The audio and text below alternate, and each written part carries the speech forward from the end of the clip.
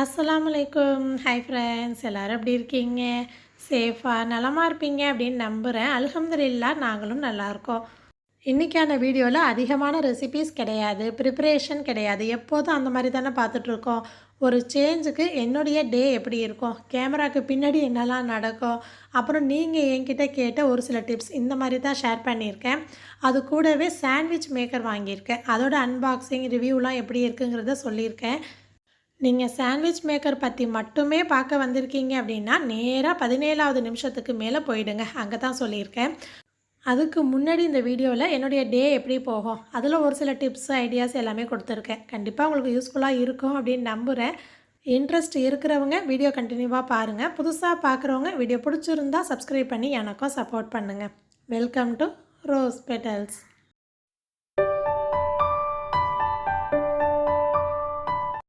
இன்றைக்கி விலாக் ஆரம்பிக்கும் போது நான் வெளியில் நிற்கிறேன். ஏன்னா எப்போதும் வீடு கிச்சன் இப்படி தானே நம்ம ஆரம்பிக்கிறோம். இன்றைக்கி ஒரு சேஞ்சுக்கு வெளியிலேருந்து வீட்டுக்கு போகலாம்னு. இப்போது டைம் வந்து மதியானம் ஒரு 3 மணிக்கிட்ட இருக்கும். இவங்க வீட்டுக்கு சாப்பிட வருவாங்களா, பிள்ளைய பார்த்துக்கங்கன்னு சொல்லிவிட்டு நான் போயே ஆகணும் அப்படின்னு போயிட்டுருக்கேன். ஏன்னா எனக்கு ஜாடி வாங்குகிற வேலை இருக்குது. உப்புக்கும் புளிக்கும் அது ரொம்ப முக்கியம் அப்படின்னு இல்லை, மீஷோவில் கூட நான் பார்த்து வச்சுருக்கேன். அதனால் இது ஒரு சாக்கு. ஏன்னா எப்போதும் வீட்லேயே இருக்கிறது, திரும்ப திரும்ப அந்த வேலையை பார்க்குறது ஒரு மாதிரி ஸ்ட்ரெஸ்ஸாக இருந்துச்சு. ஒரு ரவுண்டு போயிட்டு வரலாம், அதுவும் வண்டி ஓட்டியும் ரொம்ப நாள் ஆச்சேன்னு தான் கிளம்பிட்டேன். ஒரு வாரமாக டைம் கேட்டு இன்றைக்கி பார்த்து பார்த்து கிளம்புனா நான் வந்த நேரம் மழை வந்துருச்சு. அப்படியே ஒதுங்கி நின்றுட்டேன். இப்போ அந்தமானில் இப்படி தான் இருக்குது நிலமை. என்னடா பண்ணுறதுன்னு சொல்லிட்டு ஒரு பக்கமாக ஒதுங்கி நின்றேன். இது வந்து அபீர்தீன் பஜார் அப்படின்னு சொல்லுவோம். எல்லா கடையும் இங்கே இருக்கும்.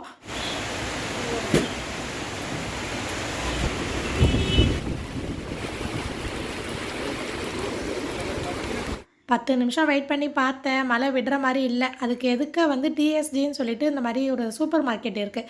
சரி கொஞ்சம் திங்ஸ் போய் வாங்கலாம், நிற்கிற நேரத்துக்கு அங்கே போய் பார்க்கலாமே அப்படின்னு தான் போனேன். எனக்கு ராஜ்மாவும் தேவைப்பட்டுச்சு. எப்போதுமே இந்த மாதிரி சூப்பர் மார்க்கெட்டு மளிகை கடைலாம் போகிறீங்க அப்படின்னா மேலே இருக்கிற பேக்கெட் எடுக்காதீங்க. அது வந்து கொஞ்சம் பழைய ஸ்டாக்கை வச்சுட்டு புது ஸ்டாக்லாம் வந்து அடியில் தான் வச்சுருப்பாங்க. ஸோ அந்த மாதிரி பார்த்து எடுங்க. ராஜ்மாலேயே வந்து ஒயிட் வரும், இது ஒயிட் இல்லை, இது ஒரு கலர், அப்புறம் பிளாக் கலர் வரும். ஸோ பிளாக் கலரை விட அது ரேட்டு அதிகம். எதனால் நல்லதா என்னன்னு எனக்கு தெரியாது. ஸோ நான் வந்து இது தான் எடுத்திருக்கேன். ஏன்னா பிள்ளைங்களுமே இந்த மாதிரி கொடுத்தோம் அப்படின்னா கொஞ்சம் கலர் மாறாமல் இருக்கா சாப்பிட்றாங்க. நான் வரும்போது இதெல்லாம் பெருசாக லிஸ்ட்டில் கொண்டுகிட்டே வரல. சரி போனதுனால வாங்கலாமேன்னு சொல்லிவிட்டு அப்புறம் பச்சை பயிறு இங்கே இருக்குது காட்டுறேன் பாருங்களேன். இங்கே வந்து எல்லா பயிறு ஐட்டமும் மிக்ஸ் பண்ணி வச்சுருக்காங்க பாருங்கள். எனக்கு இந்த கடையில் இந்த மாதிரி வந்து பார்த்து தான் அந்த மல்டிகிரெயின் மிக்ஸுன்னு நான் வீடியோவில் ஷேர் பண்ணியிருப்பேன். அந்த ஐடியாவே எனக்கு வந்துச்சு. மளிகை ஜாமான் எப்போதும் நான் வாங்க போக மாட்டேன். எப்போயாச்சும் இந்த மாதிரி வந்தால் தான் என்ன வேணும்னு சொல்லிட்டேன்னா இவங்க வாங்கிட்டு வந்துடுவாங்க. பிள்ளைங்க ரொம்ப நாளாக பானிபூரி பாப்கார்ன்லாம் கேட்டாங்களா, அதுவுமே எடுத்துட்டேன். அப்புறம் வீட்டில் பட்டரும் இல்லை. பன்னீர் பட்டர் மசாலா 2 தடவை செஞ்சுட்டேன், பட்டர் இல்லாமலே நெய் மட்டும் போட்டுக்கிறது. அதனால் அதையுமே எடுத்துகிட்டு அதோட டீ தூள் செக்ஷன் போயிருந்தேன். ஏன்னா எனக்கு ஒரு டவுட் இருக்குது. நான் 3 ரோசஸ் தான் இப்போ வரைக்கும் யூஸ் பண்ணிகிட்ருக்கோம். ரெட் லேபிள் வந்து ஒரு தடவை ட்ரை பண்ணேன். அது வந்து பெரிய பெரிய தூளாக இருக்கா, அந்தளவு பிடிக்க மாட்டேங்குது. ரொம்ப நேரம் வந்து அந்த சாயம் இறங்குற மாதிரி தோணுது. தாஜ்மஹால் டீ வந்து நல்லா இருக்குது அப்படின்னு சொல்லி கேள்விப்பட்டிருக்கேன். நீங்கள் யாராச்சும் யூஸ் பண்ணுறீங்க அப்படின்னா இது நல்லா இருக்குமா அப்படிங்கிறத எனக்கு கமெண்ட்டில் சொல்லுங்கள். ஏன்னா நான் வந்து ஒரு டீ பைத்தியம், உங்களுக்கே தெரியும். ஸோ ட்ரை பண்ணலான்னு ஒரு ஐடியா இருக்குது. யூஸ் பண்ணுறவங்க இந்த வீடியோ பார்த்தீங்கன்னா எனக்கு கமெண்ட்டில் ஷேர் பண்ணுங்கள். டீ தூள் வாங்கலை, வீட்டில் இருக்குது. காஃபி தூள் தான் எடுத்தேன். இவங்க வந்து ஒரு காஃபி பிரியர். காலையில் எழுந்திரிச்சோன்னா காஃபி மட்டும்தான் குடிப்பாங்க. வெறும் வயிற்றில் காஃபி குடிக்கவே கூடாது, சொன்னால் கேட்கவே மாட்டாங்க. இதுக்கு மேலே நின்னா ஏதாச்சும் வாங்கிட்டே இருப்பேன். அப்புறம் அது நம்ம கணக்காக போயிடும். இவங்கள்ட்ட சொன்னால் இவங்க வாங்கிட்டு வந்துடுவாங்க. அதனால் கொஞ்சம் திங்ஸ் மட்டும் வாங்கிட்டு நான் வீட்டிலேருந்து வரும்போதே உசாராக கட்டப்பை தூக்கிட்டு வந்துட்டேன். ஏன்னா இவங்க வந்து பை கேட்டோம் அப்படின்னா 20 ரூபா வாங்கிட்டு தான் கொடுப்பாங்க. ஃபஸ்ட்டு 10 ரூபா இருந்துச்சு, இப்போ 20 ரூபா. அதையுமே வாங்கிட்டு அங்கேருந்து இந்த பஜாருக்குள்ளேயே தான் எல்லா கடையும் இருக்கும். இங்கே அந்தமான் பொறுத்த வரைக்கும் இந்த மாதிரி சந்தில் மாடியில் வீடு கூட இந்த மாதிரி சந்தில் ஃபுட்பாத் இந்த மாதிரி நிறைய இடம் இருக்குமா. ஸோ இங்கே வந்து அம்மன் ஸ்டோர்னு ஒரு கடை இருக்குது. இங்கே கொஞ்சம் ரேட்லாம் கம்மியாக இருக்கும், நல்லாயிருக்கும் பொருள்லாம். இந்த பாக்ஸ் தான் பிள்ளைங்க டாய்ஸ் போகிறதுக்காக நான் பார்த்துட்ருக்கேன். நெட்டில் வந்து இன்னும் கம்மியாக தெரியுது. 1000 ரூபாய்க்கே 50 லிட்டர் சொல்கிறாங்க. இவங்க 1300 சொல்கிறாங்க. 30 லிட்டரோ என்னமோ அந்த பாக்ஸு. அதனால் அந்த கண்டெய்னர் வாங்கலை. உப்பு ஜாடி செக் பண்ணி பார்க்குறேன், 300 சொச்ச ரூபா போட்டிருக்கு. மீஷோலேயே நான் செக் பண்ணி பார்த்துட்டு தான் வந்தேன். இப்போல்லாம் என்ன கிச்சன் ஜாமான் வாங்குறதா இருந்தாலும் ஒரு தடவை ஆன்லைனில் சர்ச் பண்ணி பார்த்துக்கிறது. அதை விட ரேட்டு கம்மியாக இருந்தால் ஆன்லைன்லேயே போட்டுடுறது. அந்த கடையில் ஜாடி வாங்கலை. சரி, இன்னொரு கடையில் போய் செக் பண்ணி பார்க்கலான்னு சொல்லிட்டு இங்கே மாடியில் ரங்கம்னு ஒரு கடை இருக்குது. இங்கே கொஞ்சம் ரேட் அதிகமாக இருக்கும், ஆனால் திங்ஸ்லாம் நல்லாயிருக்கும். ஆனால் ஒரு ஜாடி கூட இங்கே இல்லை. நான் அந்த பெரிய கரண்டி லாங் ஸ்பூன்லாம் வந்து யூஸ் பண்ணுறேன் இல்லையா வீடியோவில், ஸோ அது எல்லாமே இங்கே வாங்கினது தான். உள்ளே போனதுமே ஜாடி இல்லைன்னு சொல்லிட்டாங்க. அதுக்காக அப்படியே வந்துட முடியுமா? ஸோ அங்கே இருக்கிற திங்ஸ் எல்லாம் ஒரு ரவுண்டு வேடிக்கை பார்த்துட்டு, வாங்கலை, எதுவுமே வாங்குகிற ஐடியாவும் இல்லை, சும்மா வேடிக்கை மட்டும் பார்த்துட்டு அப்புறம் இறங்கிட்டேன். இந்த கல் ரொட்டி தவான்னு போட்டிருந்துச்சு. செம்ம வெயிட்டு, கேஸ்ட் அயன் போல், ஹேண்டில்லாம் இல்லை, ஆனால் சூப்பராக இருந்துச்சு. கல் வந்து ரொம்ப வெயிட்டாக இருந்துச்சு. இந்த கடைக்கு செங்குத்தாக படி வச்சுருப்பாங்க. எப்போதுமே ஏறும்போது ஒரு ஆர்வத்தில் ஏறி வந்துடுவேன், ஆனால் இறங்கும் போது ஒரு மாதிரி கிடுகிடுங்க கால்லாம். ஒரு படியாக பிடிச்சிக்கிட்டு தான் இறங்குவேன். நான் கிளம்பும் போதே உள்ள ஒரு பச்சி சொல்லுச்சு, வேணா போகாத, மழை வந்தாலும் வரும், இல்லைனா ஆன்லைன்லேயே போட்டுக்கோன்னு. நான் தான், இவங்களும் சொன்னாங்க. ஸோ நான் வந்து அழைச்சிட்டு போகிறேன், வேறு கடையில் பார்க்கலாம் அப்படின்னு. நான் தான் சரி, வண்டி ஓட்டியும் ரொம்ப நாள் ஆச்சே, நம்மளே போகலான்னு வந்தேன். கொஞ்சம் கிராசரி திங்ஸ் வாங்கினேனே, அதோட அவ்வளோதான். அங்கேருந்து கொஞ்சம் கொஞ்சமாக ஒரு கடையாக நகர்ந்து மழையில் நனையிறதுலாம் ஒன்றும் பிரச்சனை இல்லை. நனைஞ்சிட்டு சளி ஜுரம் வந்துட்டால் நம்மளை யார் பார்த்துக்கிறது? நம்மளை நம்பி வீட்டில் 4 ஜீவன் இருக்குங்களே. ஸோ அதனால் கொஞ்சம் கொஞ்சமாக கடையாக நின்று அப்புறம் லேசாக விட்ட மாதிரி இருந்துச்சு. அப்போ வீட்டுக்கு ஓடிட்டேன். வீட்டுக்கு போய் இறங்குனா என்னை பார்த்து இவங்க ஒரே சிரிப்பாக சிரிக்கிறாங்க. நான் தான் போகாதேன்னு சொன்னேன்ல அப்படின்னு. அதுக்கப்புறம் அன்றைக்கி நைட்டு வந்து இங்கே ஐஎம்எஃப் அழைச்சிட்டு வந்தாங்க. சரி, இங்கே போய் பாரு இருக்கான்னு அப்படின்னு. பிள்ளைங்களை அழைச்சிக்கிட்டு நாங்கள் இங்கே வந்திருந்தோம். இந்த டீ பாட்டு பாருங்களேன், பார்த்ததுமே ஒரு ஆசை வந்துருச்சு. நம்ம புதினாடிலாம் போட வசதியாக இருக்குமே, நல்லா குட்டியாக அழகாக இருந்துச்சு. ஆனால் அது பிராண்ட் பேர்லாம் போடாமல் ஒரு மாதிரி இருந்துச்சா. சரி, கேட்டதுக்கு அவங்களே வந்து நாங்கள் கேரண்டிலாம் கொடுக்க முடியாது அப்படின்னு சொல்லிட்டாங்க. அதனால் வாங்கலை. அதுக்கப்புறம் இந்த டீ கிளாஸ் பார்க்க நல்லா இருந்துச்சு. இதெல்லாம் வாங்குகிற ஐடியாலேயே போகல, பார்க்கும்போது நல்லா இருந்துச்சு. 350 ரூபா கிட்ட சொன்னாங்களா, நல்லா பேரம் பேசி 250 ரூபாய்க்கு வாங்கியிருந்தேன். ஆனால் பார்க்க நல்லா இருந்துச்சு. அட்டைப்பெட்டி எல்லாமே மழையில் நனைஞ்சு ஊறி போயிருந்துச்சு. ஆனால் கிளாஸ் வந்து ஒன்று ஒன்றா நானும் ஆசிரும் சேர்ந்து செக் பண்ணி பார்த்து தான் எடுத்தோம். இந்த ஐஎம்எஃப் உள்ளே போனால் நிறையா திங்ஸ்லாம் இருக்கும், ஆனால் நம்ம பார்த்து தான் வாங்கணும். இங்கேயுமே நிறையா ஜாடி இருந்துச்சு, ஆனால் நிறையா வந்து டேமேஜாக இருந்துச்சு. அப்புறம் பார்த்து தான் ஒன்று எடுத்தேன். மண் சட்டிலாம் வந்து நம்ம எதிர்பார்க்குற கலெக்ஷன் இருக்காது, ரேட்டும் ஜாஸ்தியாக இருக்கும். நான் உப்பு ஜாடி வாங்கலை, ஏன்னா புளி ஜாடி தான் ரொம்ப உடஞ்சி டேஞ்சராக போயிடுச்சா. சரி, புளிக்காக மட்டும் செக் பண்ணி பார்த்துட்டு ஒரே ஒரு புளி ஜாடி மட்டும் வாங்கியிருந்தேன். நிறையா வந்து 1/2 கிலோ பிடிக்கிற மாதிரி தான் இருந்துச்சு. 1 கிலோ பிடிக்கிற மாதிரிலாம் வந்து டேமேஜாக இருந்துச்சா, சரின்னு நான் வாங்கலை. இந்த மாதிரி கிச்சன் ஐட்டம்ஸ்லாம் வாங்குறீங்க அப்படின்னா எப்போதுமே ஒரு தடவை ஆன்லைனில் ரேட்டை செக் பண்ணி பார்த்துட்டு அதுக்கப்புறமா கடையில் போய் பாருங்கள். ஏன்னா உங்களுக்கு டிஃப்ரென்ஸே நல்லா தெரியும். நான் ஆன்லைனில் மீஷோலேயே வந்து 450 ரூபாய்க்கு 2 ஜாடி பார்த்து வச்சுருக்கேன். அதனால் புளிக்கு மட்டும் ஒரு ஜாடி வாங்கிட்டு அங்கேருந்து கிளம்பிட்டோம். அது என்னமோ அந்த வீட்டுக்குள்ளேயே இருந்துட்டு ஒரு நாள் இந்த மாதிரி வெளியில் போயிட்டு வந்தால் எப்படி சொல்கிறது, ஏதோ அந்த அடுத்த பக்கத்தை திருப்புனா நமக்கு ஒரு ஃபீல் இருக்கும் பாருங்கள், அந்த மாதிரி இருக்குது. நல்லாயிருக்கு. யாருக்கெல்லாம் இந்த மாதிரி வாங்குகிறோமோ இல்லையோ போயிட்டு வர்றது பிடிக்கும் அப்படின்னு சொல்லுங்கள். இந்த மளிகை ஜாமான்லாம் எடுத்து வைக்கிறேன் பார்த்தீங்களா, அந்த பாக்ஸ் வந்து இன்னென்ன இடத்துல இந்த பொருள் வைக்கணும் அப்படின்னு நானாக ஃபிக்ஸ் பண்ணி வச்சிட்ருப்பேன். இப்போது கை வாக்கில் எந்தெந்த இடத்துக்கு போகுதோ அந்த மாதிரி வச்சிட்ருக்கேன். நல்லா கலைஞ்சு போய் கிடக்கு, அதை ஒரு நாள் எடுத்து அடுக்கி வைக்கணும். நீங்கள் பேக்கிங்காக பட்டர் வாங்குறீங்க அப்படின்னா அன்சால்டட் பட்டர் எடுத்துக்கோங்க. மற்றபடி வந்து பட்டர் எல்லாமே ஓகே தான், குக்கிங்க்கு நல்லாயிருக்கும். ஃபஸ்ட்டு நான் எடுத்ததுமே நல்லா அந்த உருகினாப்பில் இருந்துச்சு. கொஞ்சம் நேரம் ஃப்ரீசரில் வச்சுட்டு கட் பண்ணலான்னு பண்ணினேன். அது ரொம்ப ஃப்ரீஸ் ஆயிடுச்சு போல். நான் கட் பண்ண துண்டு துண்டாக ஆகி வந்துருச்சு. அதுக்கப்புறம் இந்த பாக்ஸ்லேருந்து எடுத்து இன்னொரு பாக்ஸில் பிரித்து போட்டு வச்சுருக்கேன். நீங்கள் பாராக வாங்குறீங்க அப்படின்னா அப்படியே வச்சிடாதீங்க. முடிஞ்ச அளவு இந்த மாதிரி குட்டி குட்டியாக பீஸ் போட்டு வச்சிங்கன்னா யூஸ் பண்ண ஈஸியாக இருக்கும். அன்றைக்கி வந்து மதியானம் என்ன பண்ணியிருந்தேன், ஜீரா ரைஸும் பன்னீர் பட்டர் மசாலாவும் பண்ணியிருந்தேன். அன்றைக்கி பண்ண பன்னீர் பட்டர் மசாலாவில் பட்டர் கிடையாது, நெய் மட்டும் வாசனைக்காக சேர்த்து பண்ணேன். அதுவும் நல்லா தான் இருக்கும். அதனால் நைட்டுக்கு வந்து சப்பாத்தி போட்டுடலாம் அப்படின்னு மாவு பிணைஞ்சு வச்சுட்டு தான் வெளியில் போயிருந்தேன். சரி, ரிட்டன் வந்து தேய்ச்சி சுடலாம் அப்படின்னா இது தான் பிஹைண்ட் த சீன்ஸ், பார்க்குற ரியாலிட்டி இது தான். என்னென்னா எனக்கு வந்து உட்காந்து வேலை பார்க்குறது சுத்தமாக பிடிக்காது, செட் ஆகாது. என்ன இருந்தாலும் சரி, காய்கறி கட் பண்ணாலும் என்ன மாவு திரட்டினாலும் சரி, கவுண்டர் டாப்லேயே வச்சு தான் செய்வேன். எனக்கு அது தான் செட் ஆகும். ஸோ இவன் என்ன பண்ணுறான்னா, அங்கே போய் நான் நின்றேன் அப்படின்னா உடனே அழுக ஆரம்பிச்சிடுறான். கிச்சன் போய் நின்னா போதும் இவனை தூக்கிடணும். அதனால் நீங்கள் வீடியோவில் பார்க்கும்போது ஒரே ஒரு சப்பாத்தி 1, 2க்கு மட்டும் அந்த கவுண்டர் டாப்பில் வச்சு தேய்க்கிற மாதிரி காட்டிட்டு அதுக்கப்புறம் தூக்கிட்டு இங்கே வந்துடுவேன். இதுவே இவங்க வீட்டில் இருந்தாங்கன்னா இருந்துருவான். ஆனால் பிள்ளைங்கள்ட்ட வந்து ஒரு மூடை பொறுத்து தான் இருப்பான், இல்லைனா இருக்க மாட்டான். நேராக கிச்சனில் வந்து என்கிட்ட தான் நிற்பான். இதை கை வைக்காத, அதை எடுக்காதேன்னு ஒன்று சொல்லக்கூடாது, உடனே கோவம் வந்துடும். அப்படி ஏதாவது கொடுக்காம இருந்தேன் அப்படின்னா உடனே என் மடியில் வந்து உட்காந்துக்கிட்டுருவான்.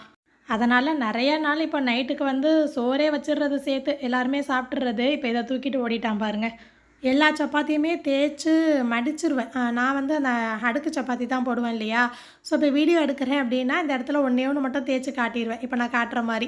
இந்த கிச்சனை விட்டு வெளியில் போனால் என்னை தூக்க சொல்ல மாட்டான். உள்ளே வந்தால் தான் நான் தூக்கணும். எந்த டிஃபன் ஐட்டமாக இருந்தாலும் சரி, சோறுனா சூடு பண்ணி சாப்பிட்ருவோம். மற்றபடி டிஃபன்னா பிள்ளைங்களுக்குள்ளதை மட்டும் ஃபஸ்ட்டு செஞ்சு கொடுத்துருவேன். ஏன்னா மறுநாள் அவங்க ஸ்கூல் போகணும், சீக்கிரமே படுக்கணும் இல்லையா? அதனால் அவங்களுக்கு ஃபஸ்ட்டு கொடுத்துட்டு அதுக்கப்புறம் இவங்க வந்துடுவாங்க. வந்ததுக்கப்புறம் பிள்ளைய வச்சுப்பாங்க. அதுக்கப்புறம் நாங்கள் செஞ்சு சாப்பிடுவோம். அதுவும் இவங்களை பார்த்துட்டா போதும், விளையாண்டுட்டே தான் இருப்பான்.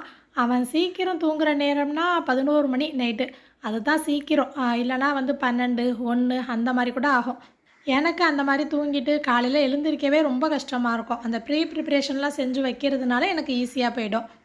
நான் வந்து பிளெயின் ரொட்டி, சுக்கா ரொட்டி விட இந்த மாதிரி அடுக்கு சப்பாத்தி தான் அதிகமாக போடுவேன், சப்பாத்தி பொறுத்த வரைக்கும்.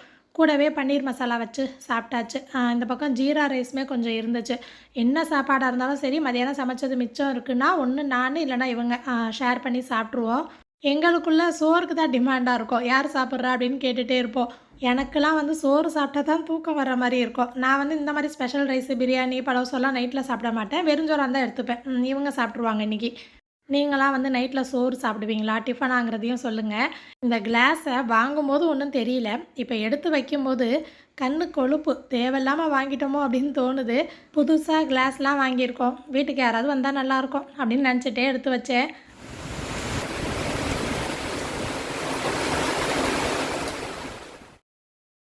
அப்படியே இந்த வீடியோ அடுத்த நாள் காலையிலேருந்து கண்டினியூ ஆகுது. முதல் நாள் நைட்டே வந்து மாவுக்கு ஊற போட்டுட்டு அதோட தேங்காய் சட்னி அரைக்கிறதுக்கு சட்னிக்கு தேவையான பொருள் எல்லாத்தையும் ஒரு பாக்ஸில் போட்டு ஃப்ரிட்ஜில் வச்சுருவேன். இப்போலாம் வந்து மாவு அரைக்கும் போதே இந்த மாதிரி வடைக்கு போட்டு ஃபஸ்ட்டு ஆட்டிடுறது. வடைக்கு உளுந்து போடும்போது உளுந்துலேயே ஒரு 2 டேபிள் ஸ்பூன் பச்சரிசி சேர்த்தே போட்டுருவேன்.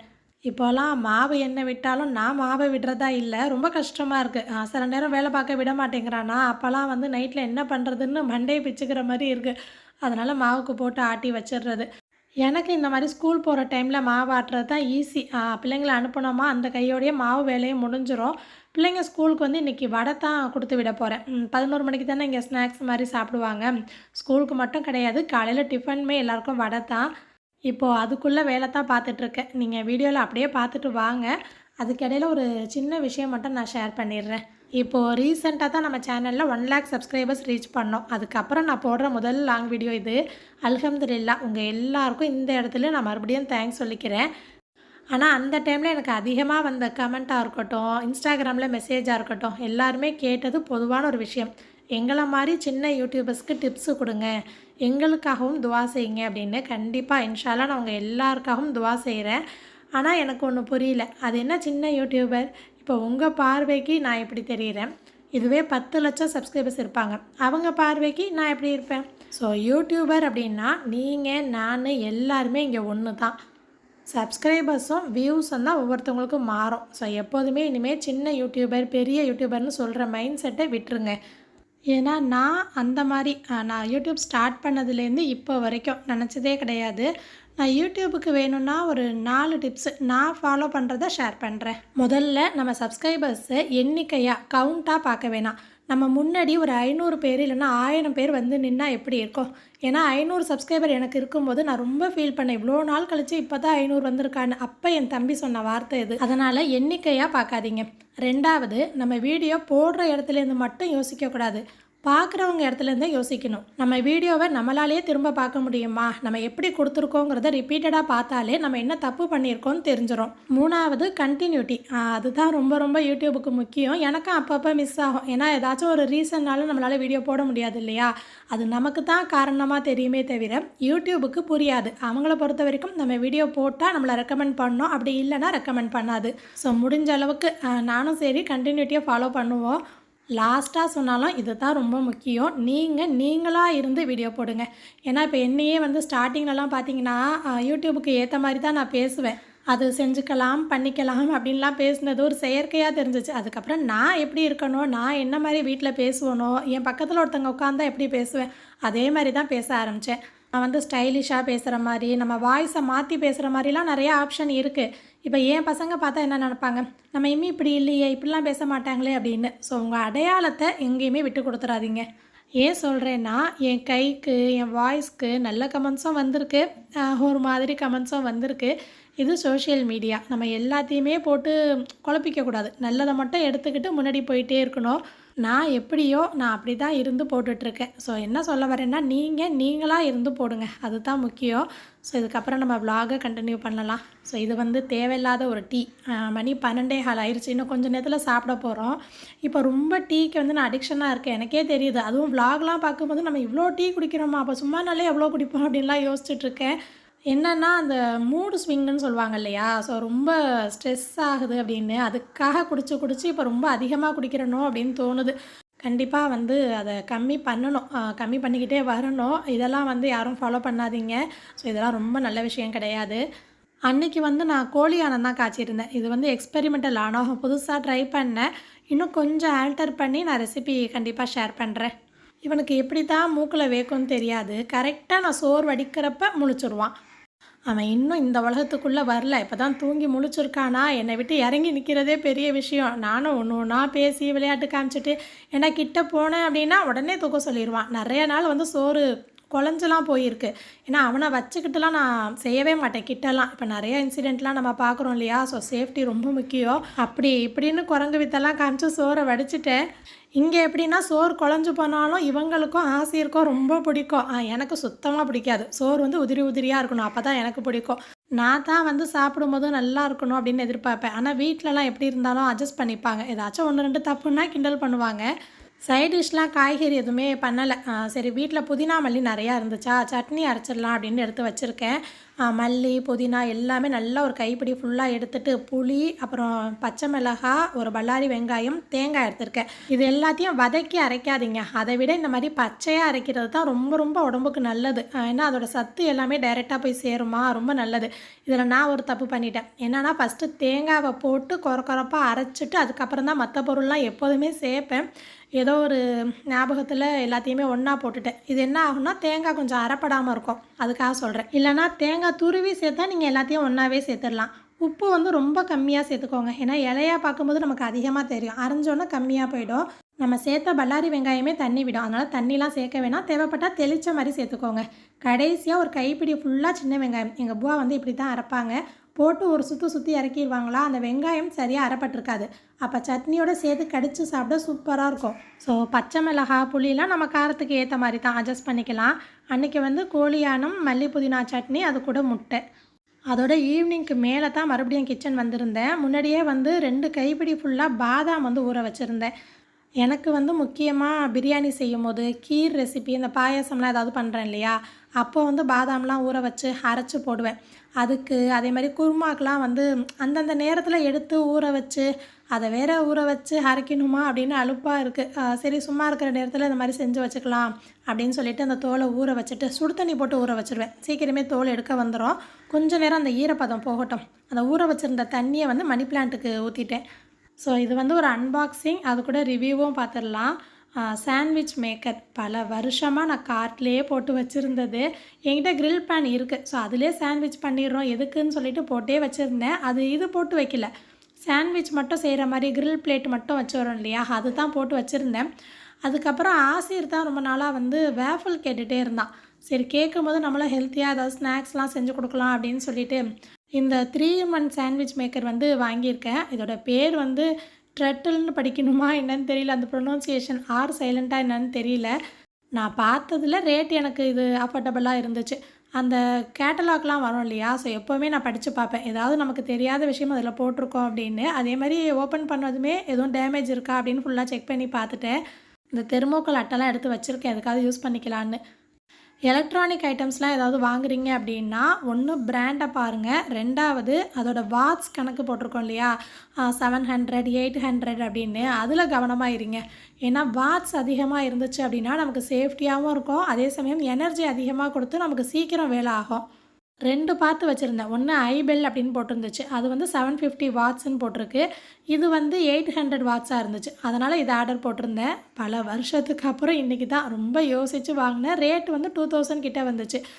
இது வந்து ப்ரொமோஷன் கிடையாது. நம்ம சொந்த காச போட்டு வாங்கியிருக்கோம். நான் இது தான் வாங்கணும் அப்படின்னு சொல்லல. இதில இருக்கிற ப்ளஸ், மைனஸ் எல்லாமே சொல்றேன். இதில வந்து 3 பிளேட் வரும். ஒண்ணு வந்து டோஸ்டர், இன்னொன்னு வந்து கிரில்லுக்கு, இன்னொன்னு வந்து வேஃபிலுக்கு. அவன் வேஃபில் கேட்கும்போது நான் தனியா தான் மிஷின் மாரி போட்டிருந்தேன். 500, 700க்கு. அப்புறம் தான் ஒரு யோசனை. சரி தனித்தனியா வாங்குறதுக்கு இந்த மாரி ஒண்ணா வாங்கிட்டா எல்லாத்துக்கும் யூஸ் பண்ணிக்கலாமேன்னு. இந்த பிளேட் வந்து கழட்டி மாட்டுறதுலாம் ஈஸியா தான் இருக்கு. நம்ம டிவி ரிமோட்டுக்குலாம் பேக் சைடில் பேட்டரி போடுவோம் பாருங்க. ஸோ அதில எப்படி கழட்டுவோம், மாட்டுவோம் அதே மாரி தான் இருக்கு. சைடில் ஒரு ஆரோ மார்க் மாரி குடுத்துருக்காங்க. அத லைட்டா மேலே இழுத்தோம் அப்படின்னா, அந்த பிளேட்டு கழண்டு வந்துருது. அதுக்கப்புறம் நம்ம ரிமோட்டுக்கு அந்த பேட்டரி கவர் மாட்டுற மாரியே ஒரு ப்ரெஸ் குடுத்தோம்னா, உள்ள போய் மாட்டிருது.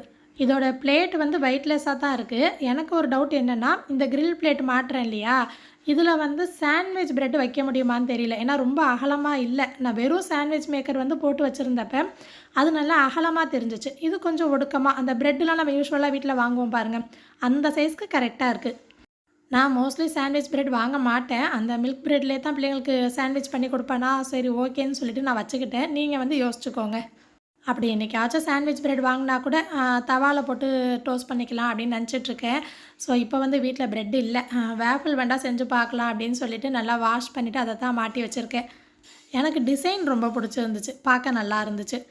வேஃபில் பொறுத்த வரைக்கும் அந்த மெஷர்மெண்ட் வந்து கரெக்டாக போடணுமா. அப்போ தான் அந்த கொஞ்சம் கிறிஸ்பியாக கேக் மாதிரி நல்லா வரும் அப்படின்னு நிறைய பேர் சொன்னாங்க. நானும் யூடியூப் தான் பார்த்தேன்.